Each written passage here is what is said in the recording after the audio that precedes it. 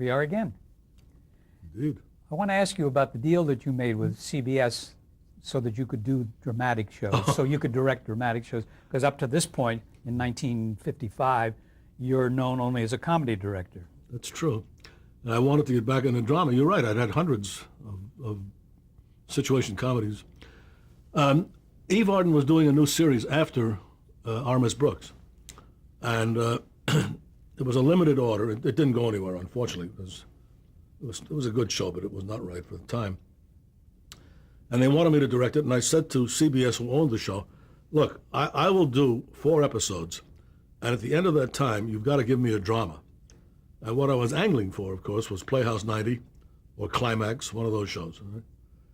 So I did my work, and at the end of the 3rd week, I said, I got 1 more week, and then you guys owe me a drama. Well, we don't have any, mumble. I said, hey, it's a contract, remember? And I've lived up to my side.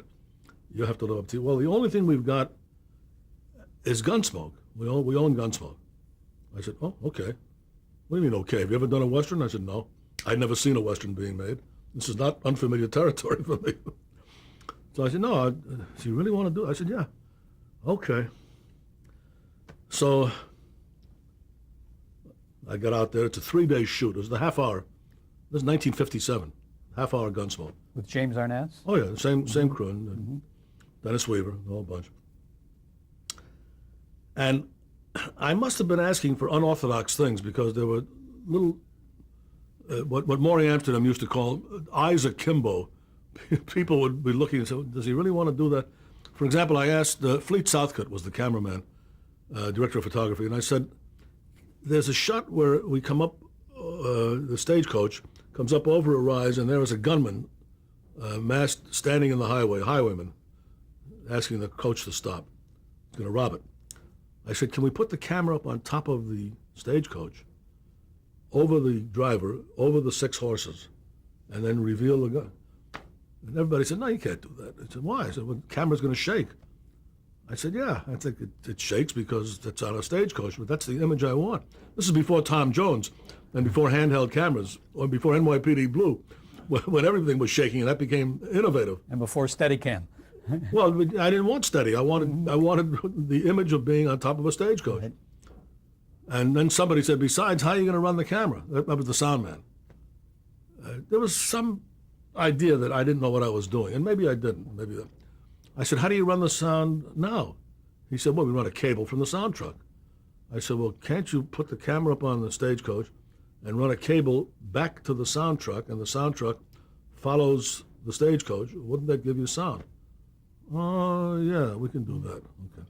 And God bless Fleet Southcott. He said, you know what, maybe we should try this. He was an innovative camera. I loved him. He said, yeah, let's try that. So they got a hi-hat, and they put the camera up on the stagecoach, and it was a wonderful shot. It came over the rise, there's this guy, and it was over these charging horses, and then it comes to a stop, and here's a gunman. Now, going back to casting for that part of the gunman, since it was my first show, I had my first meeting with casting.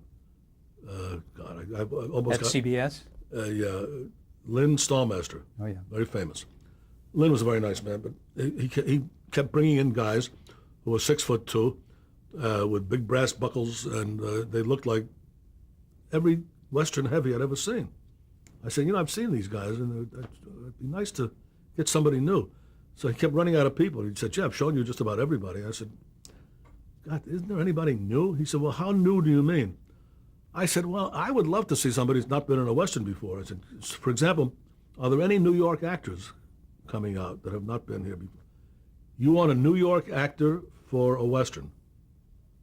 I said, yeah. I said, history tells us that that's where the Western people came from. They came from New York, and they populated the West. This idea had evidently escaped a lot of people. I said, for example, Billy the Kid was born in Brooklyn. He was. I said, Bat Masterson died in Brooklyn. In 1923, he was a reporter for the Brooklyn Eagle after he had done his stint in the West. Really? I said, yeah, they had trains. I'm trying to explain that there was communication going on.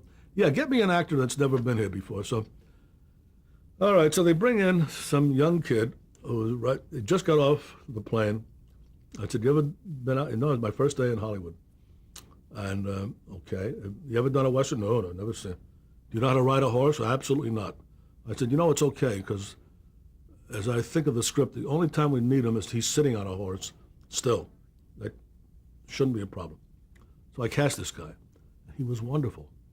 He did everything in the 3 days that you could expect of an actor. He did his own stunt. He was brooding, heavy, and wonderful. He did a hell of a job. Now it came time to get on the horse.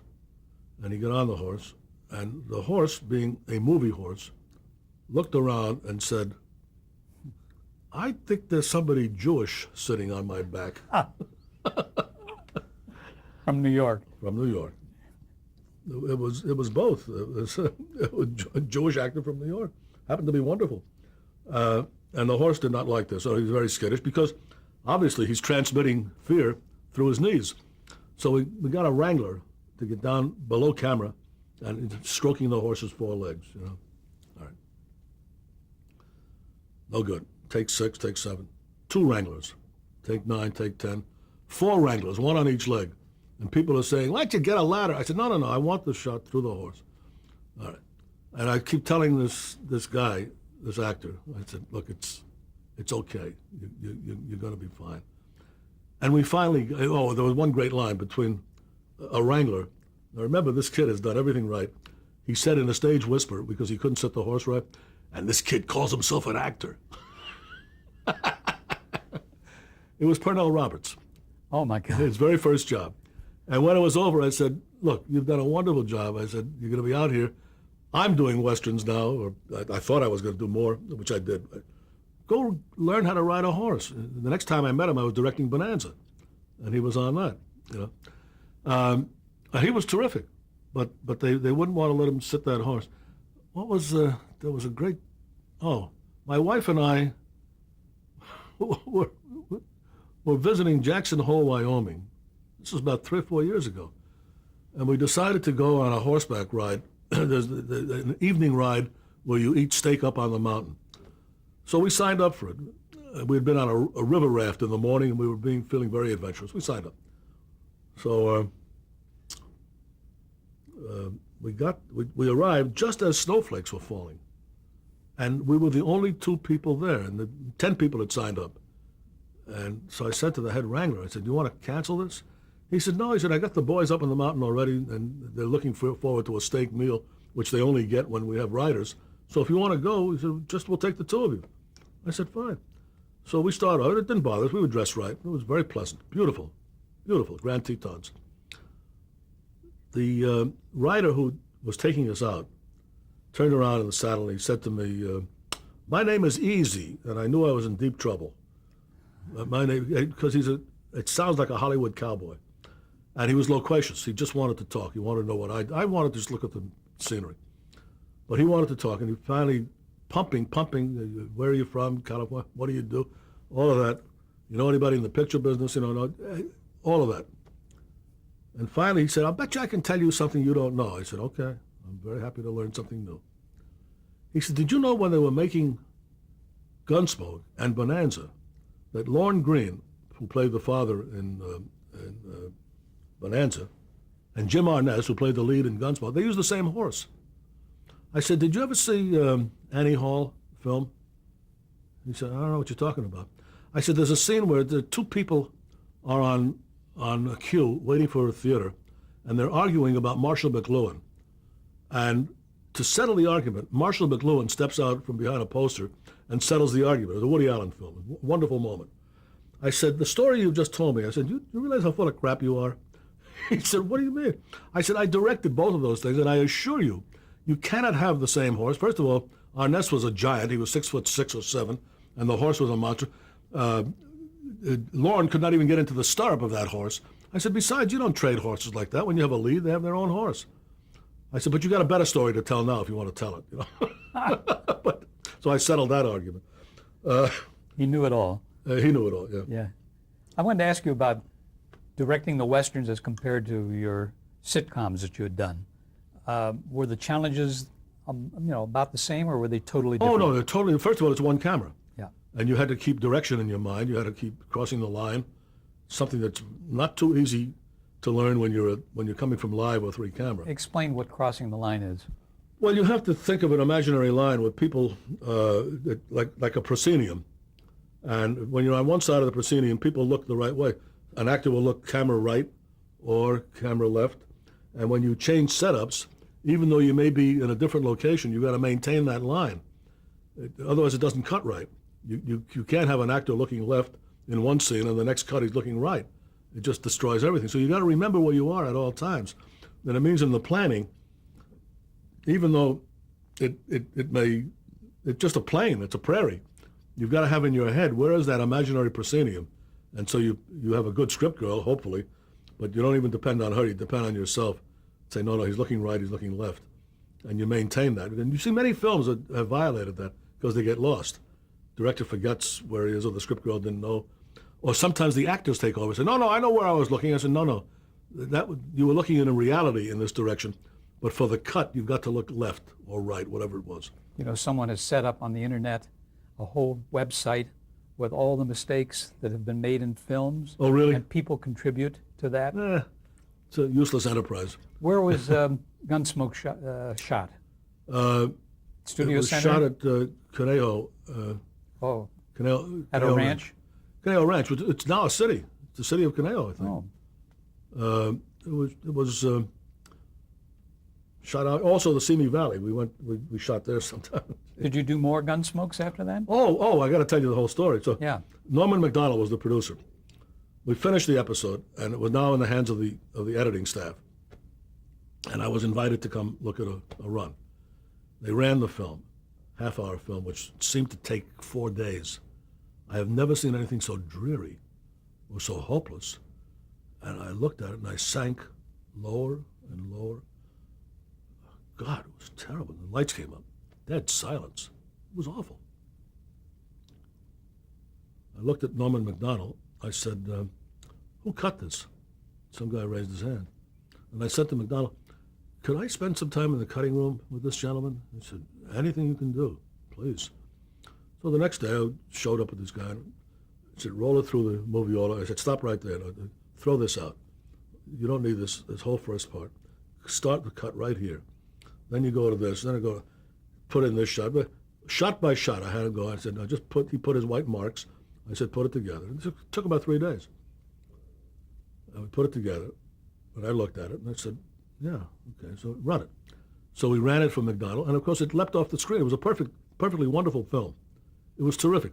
But here's the, somebody may want to look this up. The guy has departed now. He's no longer with us. And I can't think of his name because maybe I'm embarrassed for saying A network executive? No, the editor, Oh. that cutter. Are you ready for this? You're the Academy of Television Arts and Sciences. You can look this up. He won the Academy Award for editing that year. Fantastic. Great story. It's Yeah. true. I can't think of his name. But for years, I have a picture of him holding the Emmy inscribed to me, so this really belongs to you. Who won the Emmy? Okay. What did I say? Academy Award? Yeah. Well, this TV Academy, we're right. Well, wait, what are we talking about? Of course. This is the TV Academy. But I thought that was rather ironic. But he was, I wish I could think of his name, but Well, now, I'm what embarrassed. did you do? Did you take out the moments when the action wasn't beginning? I mean, when the It wasn't just that. I mean, he just had, because I had done things that were a little unorthodox, I think I'd moved the camera in a way that they weren't used to. And I said, no, he just had it in the wrong order. I just took out the offending material and put in stuff that worked. It was in my head. I knew I had shot it. I knew it was there someplace. So did you take that kind of active participation in every Gunsmoke that you Always, shot? every show I've ever done. And this is a lesson to the future. For God's sakes, don't leave town until you have edited your picture. You must stay there and edit.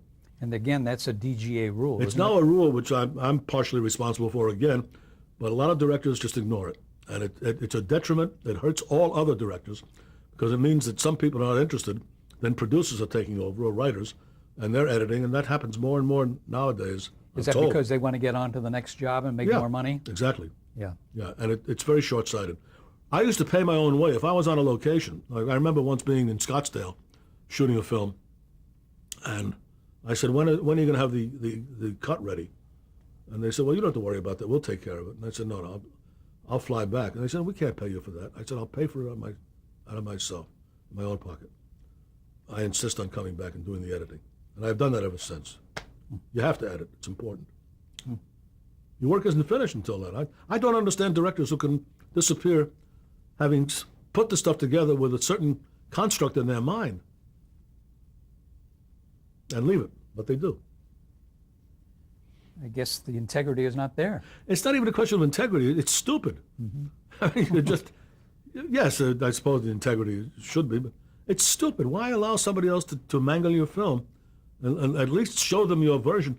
They still own the film. The producing company, the producer even has veto rights over your, but at least show them your edit. And in my case, most of the time, like 98%, they keep it. There are very few edits that are changed, but there are some that are changed. Did any producers ever give you any resistance to that? No, not when, well, there was some, we don't do that. Yeah. And I said, no, I don't do the other. And if it would cost me a job with that company, so be it. I said, I'm finishing the edit, and then you can get somebody else if you want to. No, I insist on editing. Reminds me of a story when I did an Elvis Presley film for Hal Wallace, great producer who did Casablanca, among other things. Yes. You got, I guess that's coming up. Yes, it is. But can I tell it to you now? Sure.